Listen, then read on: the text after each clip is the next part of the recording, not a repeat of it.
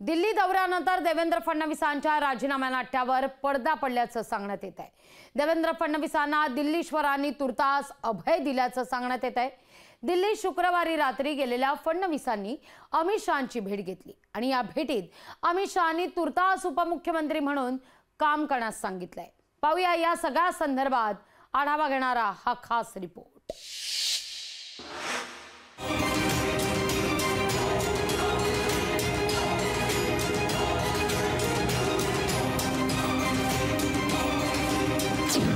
फडणवीसांना तुर्तास दिल्लीश्वरांकडून अभय।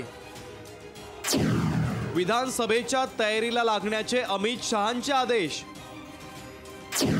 फडणवीस समर्थकांचा जीव भांड्यात। मी भारतीय जनता पक्षाच्या शीर्षस्थ नेतृत्वाला ही विनंती करणार आहे की त्यांनी मला सरकारमधून मोकळं करावं। देवेंद्र फडणवीसांनी उपमुख्यमंत्री पदाचा राजीनाम्याची घोषणा केल्यानंतर सुरू झालेल्या राजीनामा नाट्यावर अखेर पडदा पडलाय। दिल्लीत अमित शहांची भेट घेतल्यानंतर फडणवीस उपमुख्यमंत्री पदावर कायम राहणार असल्याचं स्पष्ट झालंय। तुम्ही राजीनामा देण्याची गरज नाही, पक्ष संघटनेच्या कामाचा रोडमॅप तयार करा, विधानसभा निवडणुकीच्या कामाला लागा।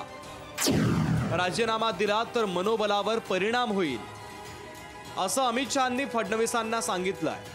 फडणवीसांना अभय मिळाल्यानं त्यांच्या समर्थकांचा जीव भांड्यात पडलाय।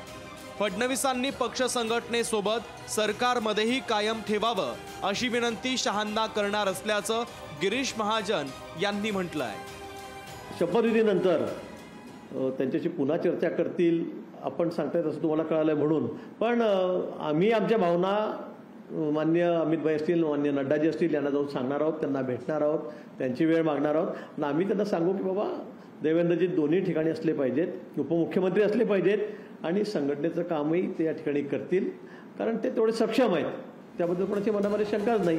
फडणवीसांचे उत्तराधिकारी म्हणून गिरीश महाजन आणि रवींद्र चव्हाणांच्या नावाची चर्चा महाजन यांनी फेटाळली आहे। गिरीश महाजन उपमुख्यमंत्री होणार, गिरीश महाजन गृहमंत्रीपद मिळेल का, त्यांना हे खातं मिळेल का, मला वाटतं या बातम्यांना कुठलाही आधार नाही।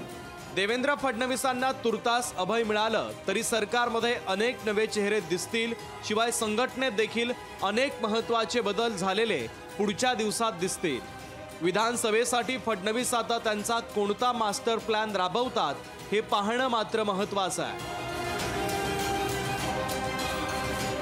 चेतन ननावरे, लोकशाही मराठी, मुंबई।